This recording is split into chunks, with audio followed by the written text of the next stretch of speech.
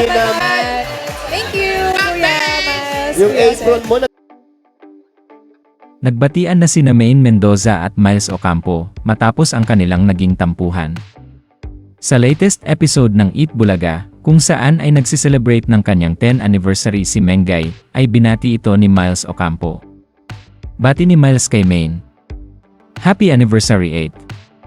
Agad naman na nagpasalamat si Mengay kay Miles. Ayon kay Maine, "Thank you, salamat mga friends, Kuya Jose, Miles." Lingid niya sa kaalaman ng lahat na nagkaroon umano ng issue ang dalawa. Dahil sa hindi na pag-follow ni Maine kay Miles sa Instagram. Napansin din ng netizens na hindi na nagkakasama ang dalawa sa studio, at tuwing nasa barangay si Miles, ay nasa studio naman si Maine. Ayon sa nakalap na source ay dahil umano ito sa exposure ni Miles Ocampo, na tila ba mas binibigyan ng Eat Bulaga kesa sa matagal ng The Barkads host na si Maine. Duda naman ang The Barkads dito, anila ay hindi ito ang naging tampuhan ng dalawa dahil hindi naman uhaw sa exposure si Maine Mendoza. Dagdag pa nila na malalim ang naging dahilan nito kaya naman umabot na nag-iiwasan sila sa Eat Bulaga. Sa kabilang banda masaya ngayon ang mga tagahanga ni Miles Ocampo at Maine dahil nagkaayos na ang dalawa. Hiling naman nila na sana ay makita nilang muli ang harutan ng dalawa tuwing sila ay nanonood ng Eat Bulaga. Oo naman, palagi naman, kapag every time I cast my mind back to the old days, iba yung pakiramdam na 10 years na dito pa rin ako sa Bulaga. At lagi ko nga sinasabi na, this is where I always choose to be, in Bulaga. At sobrang grateful ako sa mga Labergans na kasama ko dun sa mga tao. At mga halos sumusuporta sa akin, wala lang ang ngayon. At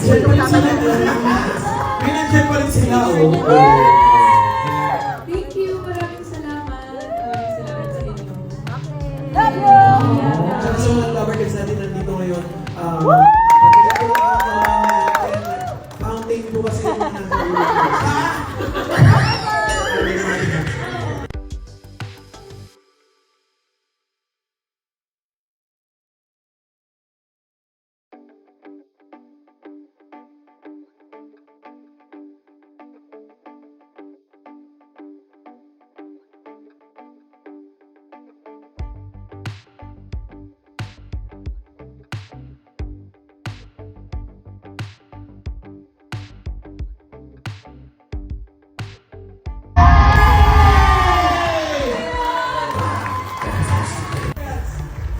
years ago. 10 years ago, unang lumabas sa TV si Maine. Ano ba pinagsabi ng Maine? Nilabiyos ka ba? First day ka yan? Day 1 yan? Definitely one. Biyaya na? Yes! Yay! Hindi ka lang gagawin. Hindi alam na! Galimigin pa ng mata. Totoo ko, hindi ko talaga alam yung gagawin ko. Pero masaya. Iba pa yung intro ko, pero yung mga Labergans, this is to celebrate 10 years of Kalye Salida. Dati yung program lockdown. Ito yung intro nila at backless ko na. Oh, pero sila mahigit sa barangay. Oh, yes! Parang sa passion niya kami pa. Lectioner, mga anak. Oh, yun ang pauso ng papel. Ayan